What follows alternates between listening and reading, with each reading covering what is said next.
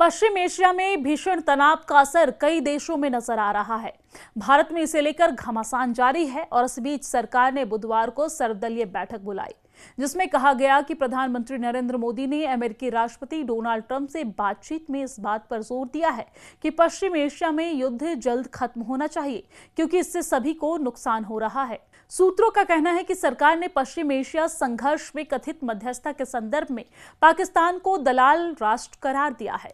सूत्रों के अनुसार विदेश मंत्री एस जयशंकर ने बैठक में कहा कि इस मामले में पाकिस्तान के मध्यस्थता प्रयासों में कुछ भी नया नहीं है, क्योंकि उस देश का 1981 से अमेरिका लगातार इस्तेमाल कर रहा है। विदेश मंत्री एस जयशंकर ने पश्चिम एशिया संकट पर चर्चा के लिए संसद परिसर में बुलाई गई बैठक में उपस्थित नेताओं से कहा कि हम दलाल राष्ट्र नहीं हैं। सूत्रों के अनुसार सरकार ने विपक्ष के इस आरोप का खंडन किया है कि भारत इस मामले पर चुप है और कहा कि हम टिप्पणी कर रहे हैं और जवाब दे रहे हैं। सरकार का पक्ष था कि जब ईरान दूतावास खोला गया तो विदेश सचिव ने तुरंत वहां दौरा किया और शोक पुस्तिका पर हस्ताक्षर किए।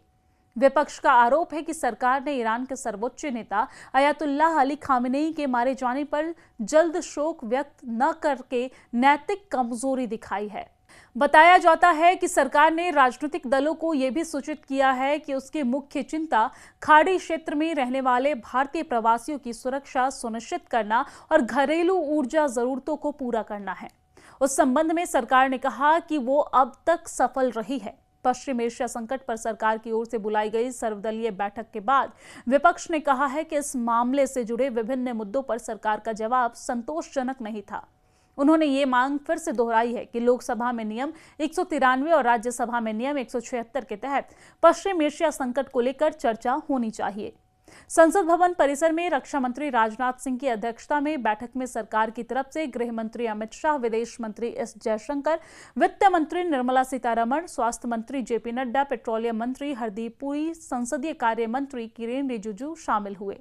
विपक्ष की तरफ से कांग्रेस के वरिष्ठ नेता तारिक अनवर और मुकुल वासनिक, राष्ट्रवादी कांग्रेस पार्टी शरद पवार की नेता सुप्रियो सुले और साथ ही साथ AIMIM प्रमुख असदुद्दीन ओवैसी समेत अन्य नेताएं इसमें शामिल हुए हैं। तृणमूल कांग्रेस इस बैठक में शामिल नहीं हुई है। तो सर्वदलीय बैठक के बाद कांग्रेस के वरिष्ठ नेता तारिक अनवर ने कहा है कि सरकार की ओर से स्पष्टीकरण देने की कोशिश हुई जो संतोषजनक नहीं है। हम लोगों की मांग है कि लोकसभा और राज्यसभा में चर्चा होनी चाहिए, उसके बाद लोगों को संतुष्टि होगी। उनका कहना था कि बहुत सारे मुद्दे थे जिन पर सरकार का जवाब संतोषजनक नहीं था। उन्होंने ये भी कहा है कि पाकिस्तान, जो हमसे हर तरह से कमजोर है, वो मध्यस्थ की भूमिका निभा रहा है और हम मुख्य दर्शक बने हुए हैं। समाजवादी पार्टी के सांसद धर्मेंद्र यादव ने कहा है कि लोकसभा में नियम 193 और राज्यसभा में नियम 176 के तहत चर्चा जरूरी है। उन्होंने दावा किया है कि विपक्ष की ओर से किए गए बहुत सारे सवालों का जवाब संतोषजनक नहीं था। सूत्रों ने कहा है कि सरकार ने राजनीतिक दलों को बताया है कि घबराने की कोई जरूरत नहीं है, क्योंकि भारत के पास पर्याप्त भंडार है और भारत में कच्चे तेल और गैस की आपूर्ति हो रही है। सरकार ने बैठक में कहा है कि हमने पहले ही अग्रिम ऑर्डर दे दिया है। तेल और गैस के स्रोतों का विविधीकरण किया गया है और अब हम 41 देशों से खरीद रहे हैं।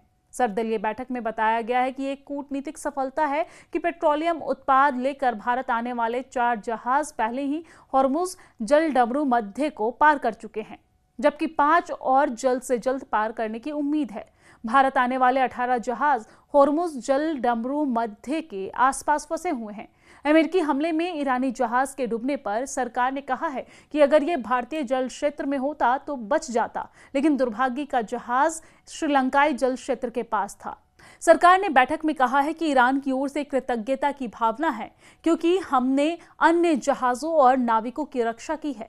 इसमें कहा गया है कि हम सभी के साथ अच्छे दोस्त हैं और अमेरिका हमारा सबसे बड़ा व्यापारिक साझेदार है, इजराइल हमारा सबसे बड़ा तकनीकी साझेदार है और ईरान के साथ हमारे अच्छे संबंध हैं।